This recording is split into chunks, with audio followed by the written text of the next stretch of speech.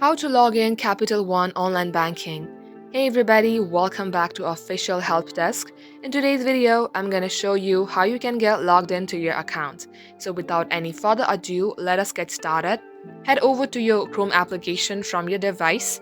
At the top search bar, simply type in Capital One Bank account login.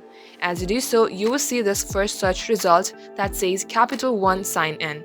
Tap onto it. Then you will land onto this page. Now under Sign In interface, simply type in your username. Once done, tap onto Password and enter your password. If you would like this site to remember your user ID, then tap on Remember Me box. Once you do so, tap on to Sign In. In case you have forgotten your username or password, click the link below of Forgot Username or Password and get help resetting your account.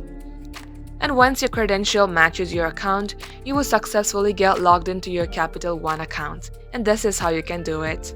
That is all for today's tutorial. Thank you for watching the video till the very end. If you would like to see more videos on this topic, then do comment down below and we will catch you up in our next upload. In the meantime, do like this video and subscribe to our channel to never miss an update from us.